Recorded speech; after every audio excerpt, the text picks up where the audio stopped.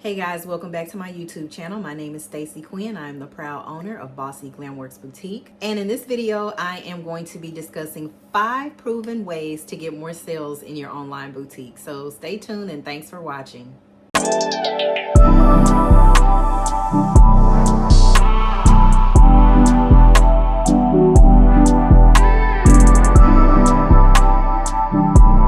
The first thing that I want to talk about is your website. Now, when I do audits for people that book one-on-one calls with me, generally I'm going to want to do a website audit. So is your website easy to navigate? What type of collections do you have? My pet peeve when I go and I look at people's websites when they ask me to do an audit is you've got 80 different things as far as what to look for. You got belts, pants, jeans, dresses, mini dresses, shorts, denim shorts, tops, t-shirts, bras. Like, you got all these different subjects, and then when I go click on it, I go click on bottoms and ain't no bottoms there. But you got 2 or 3 items under dresses, and then you got maybe 1 or 2 items under tops. But you got all of these different items listed as a collection. That makes no sense. That shows me that you are not taking the time out to look over your website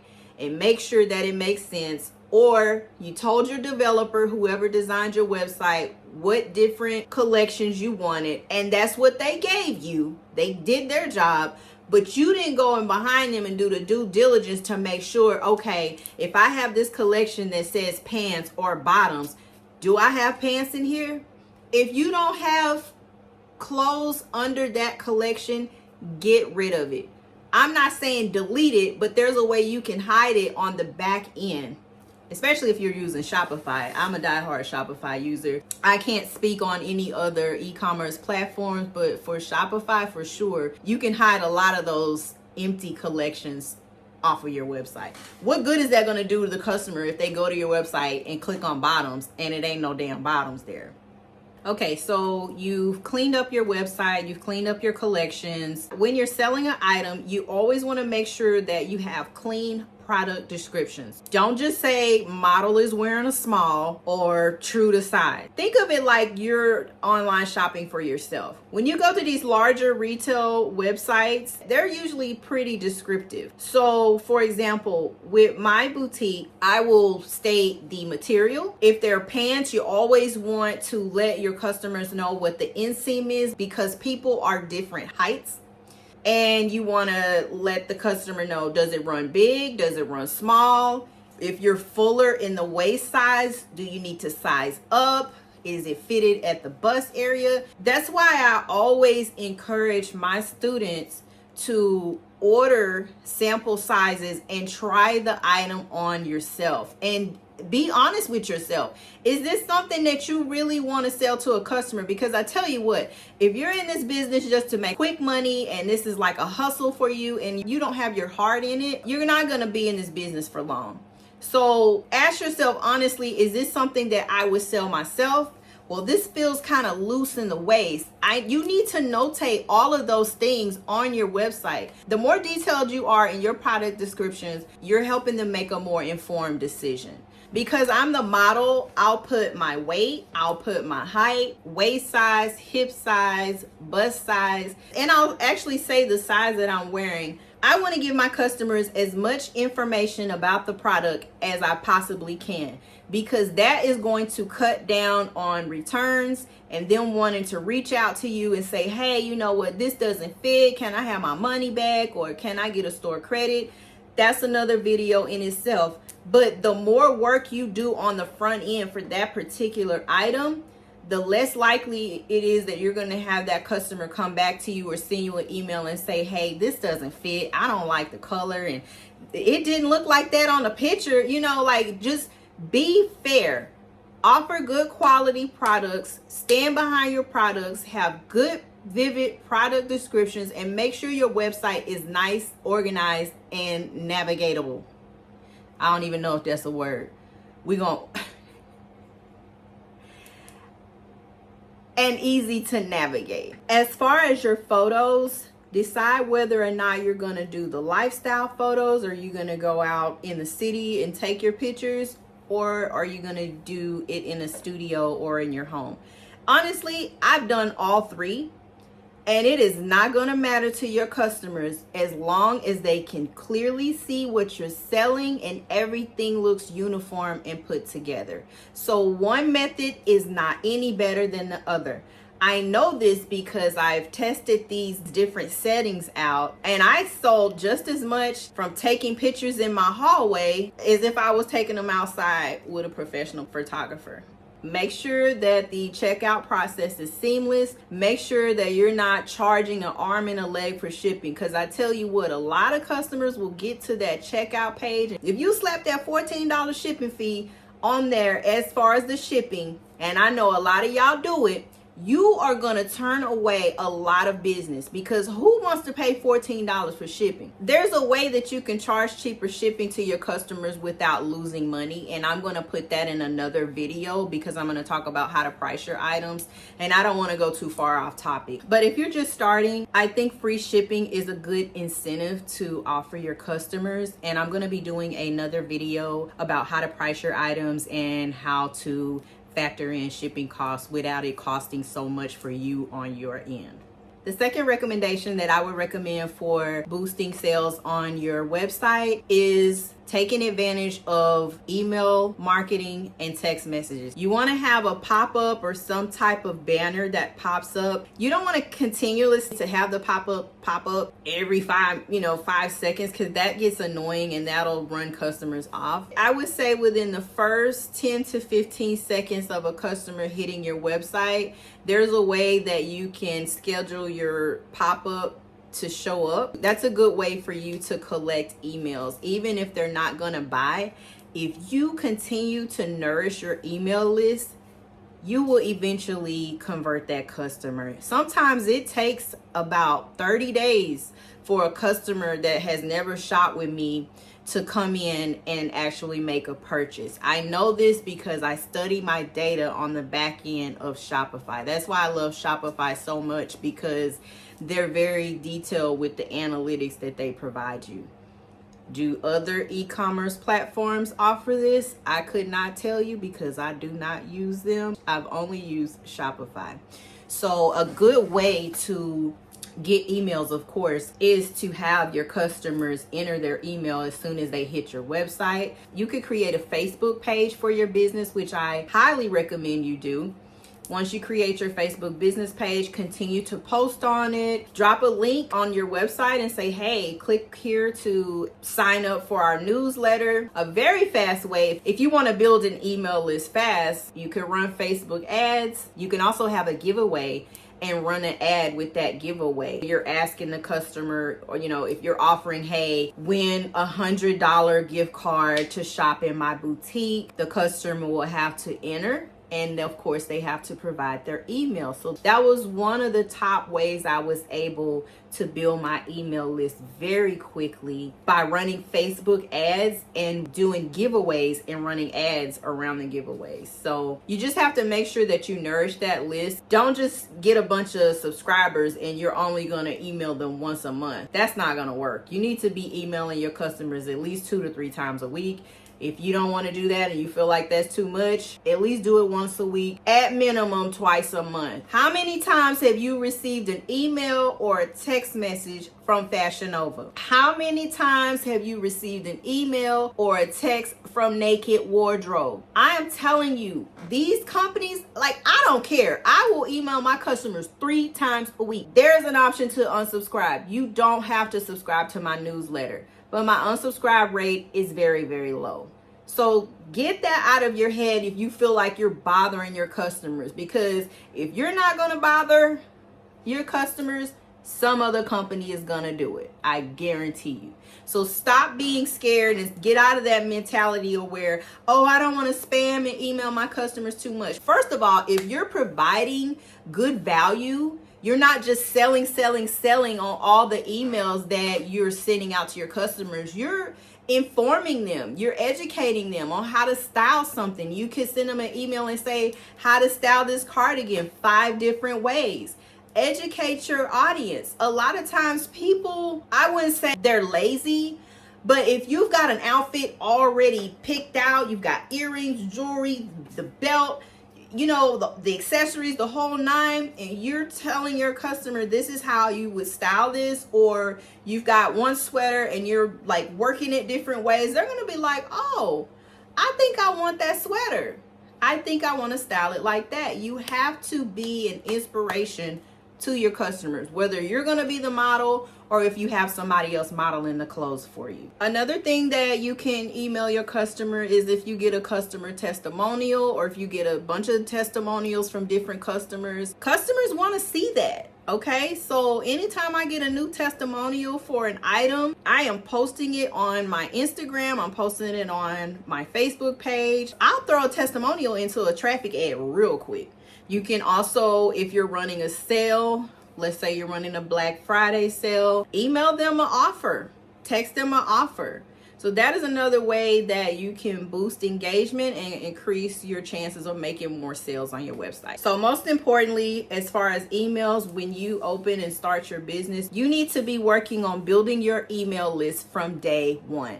I say this because there are going to be times where you're not running ads. What if Facebook crashes? What if Facebook shuts down? There was one time Facebook shut down, I think, for like a whole day. A bulk of my business does come from Facebook ads, but it also comes from email marketing as well. So that one, it happened like a couple of years ago, but when Facebook was down, it was down like all day. I wasn't able to run ads. So what I did was I sent an email blast to my customers and I made an offer. I did some type of sale. I don't remember what the sale was, but from that email alone, I generated $1,000 in one day, and my ads weren't even running. So make sure you, from the beginning, from the jump, that you start working on that email list, because heaven forbid if something happens to social media, you have a good solid list of leads that you can still market your business to. And you should be emailing your customers at least once a week anyway. Paid ads. As you guys know, I am a Facebook ad guru. Within the first 3 years of opening my business, I generated $1 million in sales. And that was done with Facebook ads. I kid you not. Facebook ads is a really good way, especially if you are a new business, to get your business out in front of people. You can start with just $5 a day and run a traffic ad. That is going to bring people to your website. Once they get to your website, this is why I say that your website needs to be clean and customers need to be able to navigate it without having any questions. And also when they get to the shipping page, if you got that $14 shipping fee on there, they're gonna be like, oh, I'm not doing that. Like, I'm just gonna order something off Amazon. I'm not gonna even worry about it. So again, you can get people to your website from a traffic ad, but you still have to sell your products. It goes back to your product photos being clean and clear. You've got clear and detailed product descriptions, and your checkout process is seamless. Now, when you start a traffic ad on Facebook, that does not necessarily mean that they are going to convert. What you're doing is you are creating what we call a warm audience. So you want to have as many eyes on your page as you possibly can. You can start with $5 a day and you can scale from there. And all I've really ever done in the past is conversion ads, and that type of ad actually Facebook goes out and finds people that are more likely to purchase from you, and they don't even know you. They're looking for the shopaholics, okay? People that like to shop. But it works well with the traffic ad. So I would definitely recommend that you start a $5 a day traffic ad just to get traffic to your website. And that way you can have your pop-up generate and they'll put their email in, because when you have traffic come to your website, a lot of times they're not going to buy from you. This is just to get eyes on your business. So once they do that and you start building your email list, then you can start marketing to that email list. You see how all of this is running together? Okay, so with Facebook ads, don't fear having a small budget. Small budgets work if you know how to use them. So I would recommend that you run a $5 a day traffic ad to get eyes on your website. And think of that as having Facebook go out and finding people who are intrigued by your brand and they want to know more of the story, and to get them to sign up for your email list. Okay, so don't just think because you're running a traffic ad at $5 a day and you're not getting sales. Well, if you get sales, that's a freaking miracle, because that's not what those types of ads are designed for. Facebook traffic ad is just that, traffic. Your goal is to get as many eyes on your website as you possibly can.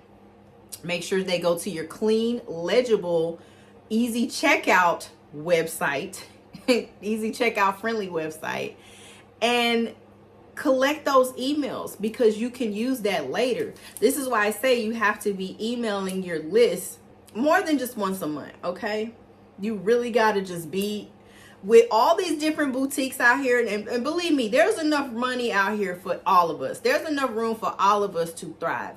But for those of us who are running consistent ads on a daily basis with larger budgets, you actually need to have, you can't afford not to have eyes on your brand every single day. You cannot afford not messaging your customers via email or posting on your social media pages. All of this is like a matrix, and it has to flow together.